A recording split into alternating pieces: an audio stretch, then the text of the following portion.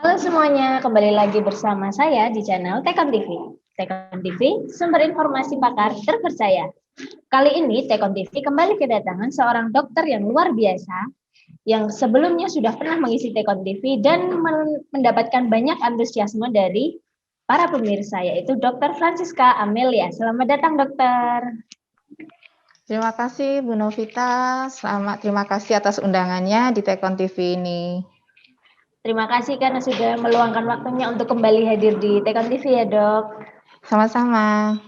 Dan untuk hari ini kita akan membahas seputar vaksinasi ya, Dok ya? Ya, betul.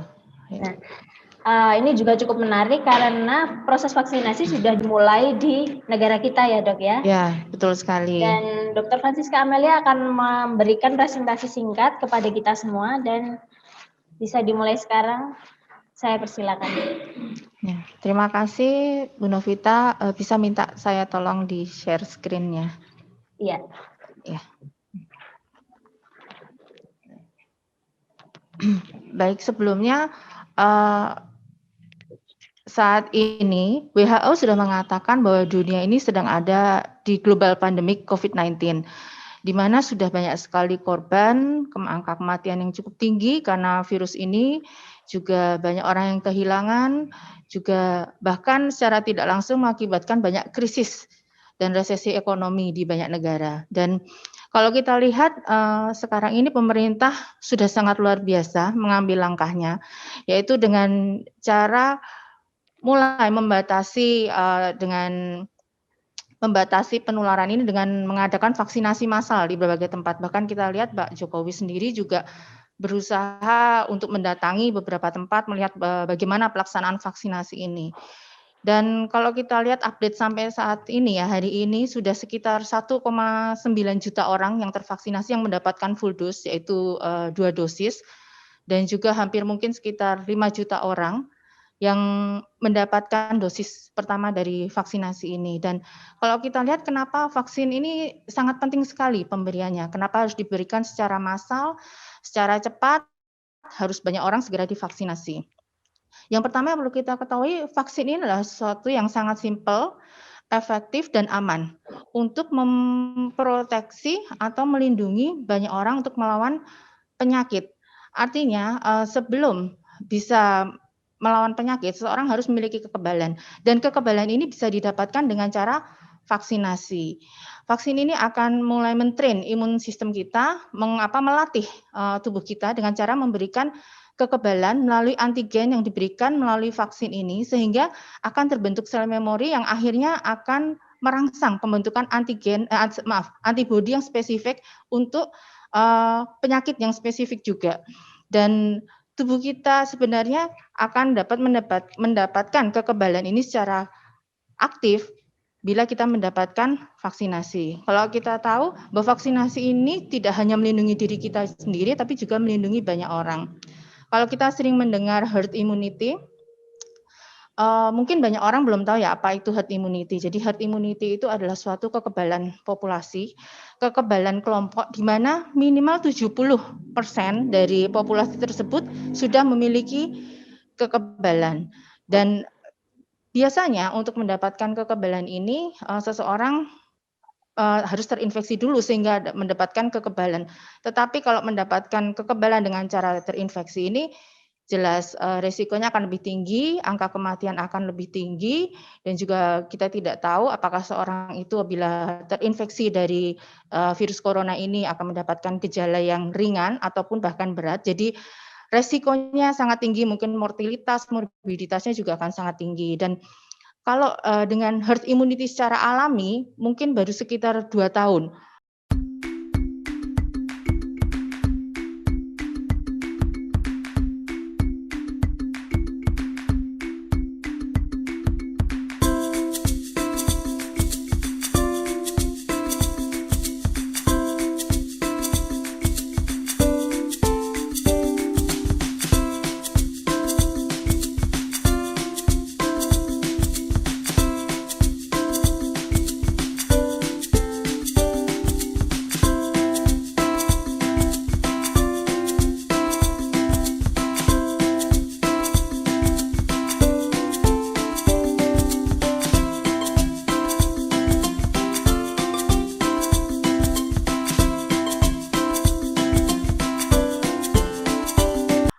negara kita ini bisa mendapatkan kekebalan.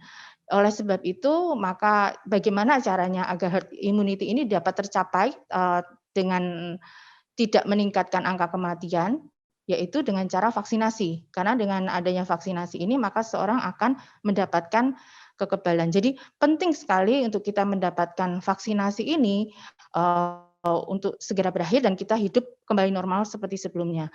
Karena untuk mendapatkan herd immunity ini, kita tidak hanya melindungi diri kita sendiri, tetapi juga kita melindungi orang lain. Kenapa? Karena dengan adanya kekebalan yang tinggi, maka maka virus itu tidak akan mudah lompat dari satu orang ke orang lain, karena dengan adanya banyak orang yang kebal, sehingga virus ini akan mudah sekali mati. Jadi tidak dengan mudahnya dia berpindah-pindah, sehingga orang yang berada di lingkungan orang yang kebal pun akan mendapatkan kekebalan dan perlindungan gitu. Dan bagaimana caranya vaksin bekerja ini? Yang pertama adalah tubuh kita akan mengenali antigen. Antigen dalam hari ini adalah vaksin tersebut. Kalau kita berbicara tentang vaksin corona, tentu saja protein dari virus corona tersebut yang diambil sebagai antigen dan dimasukkan ke dalam tubuh kita. Yang kedua, setelah adanya antigen, maka akan terbentuk sel memori, dan sel memori ini yang akan membentuk antibodi, atau dia akan merangsang pembentukan antibodi yang spesifik. Jadi kalau misalnya vaksin corona, tentu saja antibodi yang spesifik terhadap corona ini akan dihasilkan. Jadi secara aktif tubuh kita akan mulai membentuk antibodi khusus untuk corona ini.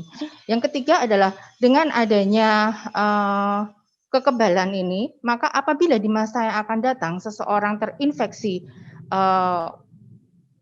COVID-19 ini, dari virus corona ini, maka yang jelas imun sistem akan cepat mengenali. Jadi begitu, ibaratnya sistem imun itu adalah tentara yang spesifik terhadap musuh yang spesifik juga.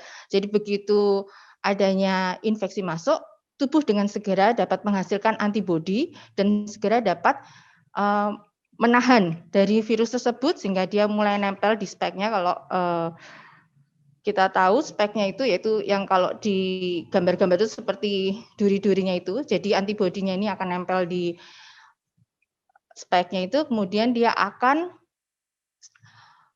menghalangi untuk virus ini masuk ke dalam tubuh kita. Dan kalau kita lihat perkembangan dari pembuatan virus ini ada beberapa. Saat ini kita itu sedang masuk di masa di mana rekor pembuatan vaksin itu sedang dibentuk. Ini sedang dibuat ini cepat sekali, karena dalam 1 tahun sudah ada beberapa vaksin untuk corona ini, dan ini hal yang luar biasa sekali. Tapi memang sekali lagi tentu saja tidak mengherankan, karena ada kerjasama yang baik antar negara, mereka saling memberikan data, juga teknologi komunikasi yang luar biasa sekali.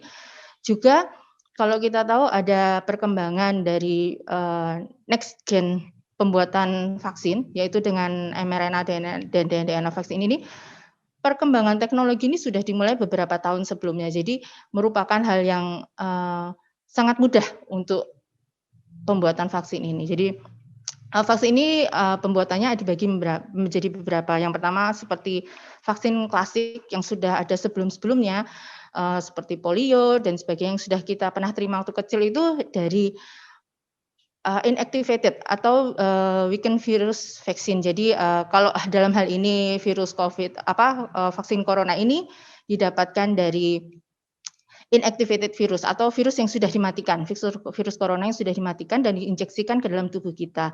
Yang kedua, protein based vaccine. Ini didapatkan dari spike protein dari corona tersebut yang kemudian diekstraksi dan dimasukkan ke dalam tubuh kita. Yang ketiga adalah viral vector vaccine, yaitu patogen protein dari virus corona itu dimasukkan ke dalam virus kosong. Virus kosong. Jadi dalam hal ini yang dipakai oleh AstraZeneca itu adalah adenovirus, dimasukkan dalam situ dan itu tidak berbahaya buat tubuh kita. Kemudian diinjeksikan dalam tubuh kita. Dan yang next gen atau next generasi pembuatan vaksin terbaru adalah melalui messenger RNA dan DNA vaksin ini.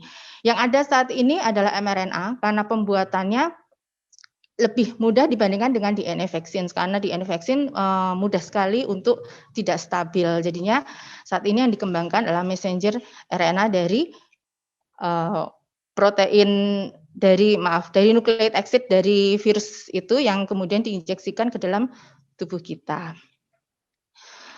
Kemudian semua vaksin yang ada saat ini kenapa berbeda-beda? Karena dengan teknologi yang luar biasa, kita sama-sama tahu pengembangannya pun sangat berbeda dan penelitiannya pun juga banyak dilakukan di berbagai tempat untuk melihat bahwa seberapa efektif dari pembuatan virus ini untuk populasi tertentu. Seperti misalnya yang pertama adalah virus mRNA seperti Pfizer dan juga Moderna, mereka lebih dahulu mengadakan uji klinis terhadap lansia. Jadi pada lansia dinyatakan sudah aman sehingga dapat diberikan kepada lansia. Tetapi dengan perjalanan waktu, uji klinis yang dilakukan oleh perusahaan Sinovac yang menggunakan inactivated virus ini pun juga aman diberikan untuk lansia. Jadi beberapa vaksin ini dibuat memang untuk memenuhi kebutuhan populasi tertentu yang memang butuh untuk mendapatkan kekebalan sesuai dengan kondisinya gitu. Dan take home message-nya saat ini bahwa penting sekali untuk kita dapat mendapatkan vaksinasi di era pandemi ini, sehingga kita dapat kembali beraktivitas dengan normal, kita dapat melindungi orang-orang yang kita kasihi. Dan kalau kita lihat di sini ada beberapa vaksin kandidat yang sudah melalui fase 3 uji klinis, yaitu ada Sinovac, sudah dilakukan di Brasil dengan menggunakan activated virus, juga ada Wuhan Institute Sinopharm, bahan dasarnya atau platformnya adalah inactivated virus, seperti AstraZeneca dan Gamaleya itu menggunakan viral vector yang tadi saya katakan menggunakan virus kosong yang diinjeksikan dengan protein dari spike virusnya itu.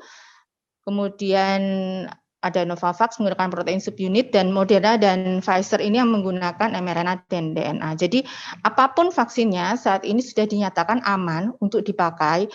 Apapun platformnya yang dipakai sudah mendapatkan izin dari EUA yaitu Emergency Use Authorization untuk digunakan. Dan hasilnya pun sudah cukup baik dengan nilai efikasi yang cukup tinggi, sehingga saya katakan vaksin ini aman. Vaksin ini adalah satu cara untuk kita dapat keluar dari pandemi ini, dan kita dapat melindungi orang-orang yang kita kasihi, karena kita tidak tahu apakah orang yang kita kasihi itu bila terinfeksi, mereka akan mendapatkan gejala yang berat atau bahkan mengalami yang kritis. Jadi sangat penting untuk kita dapat menerima vaksin ini. Demikian Bu Novita, sepintas keterangan tentang vaksin ini. Baik, terima kasih, luar biasa sekali Dr. Amel.